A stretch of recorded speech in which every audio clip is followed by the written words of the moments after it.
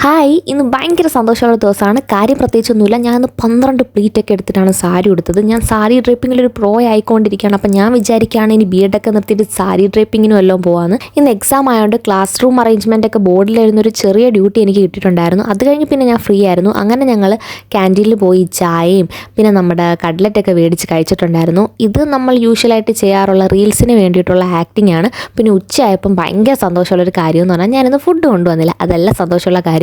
അപ്പം നമ്മുടെ ശ്രീനന്ദനയുടെ അമ്മ ഇന്ദു അമ്മ എനിക്ക് വേണ്ടിയിട്ട് പൊതിച്ചോറൊക്കെ കൊടുത്തു വിട്ടേക്കുകയാണ്. ഞാൻ ചോറ് കൊണ്ടുവന്നില്ലെന്ന് പറഞ്ഞപ്പം അമ്മ ഇങ്ങനെ വീട്ടിൽ നിന്ന് പൊതിഞ്ഞ് കെട്ടി നമുക്ക് കൊണ്ട് തന്നെയാണ്. അപ്പം ഇഷ്ടംപോലെ ചോറുണ്ടായിരുന്നു. ഞാൻ ഇത്രയൊന്നും തിന്നാറില്ല. അപ്പോൾ മുട്ടയും ഒരു 3-4 കറിയൊക്കെ ഉള്ളൊരു ഊണായിരുന്നു.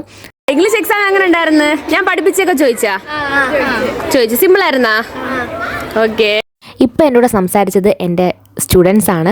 അപ്പോൾ അവർ എക്സാമൊക്കെ കഴിഞ്ഞിട്ട് ഞാൻ ഓരോ കാര്യങ്ങളൊക്കെ ചോദിക്കുകയായിരുന്നു. ഇപ്പം എന്താ അവർ ഓടി പിടിച്ച് എനിക്ക് അവരുടെ ക്വസ്റ്റ്യൻ പേപ്പർ കാണിക്കാൻ കൊണ്ടുവരികയാണ്. രൂപിക, നാദിയ ആൻഡ് നിഷാന.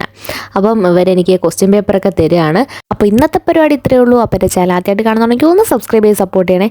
അപ്പോൾ ഓക്കെ, ബൈ.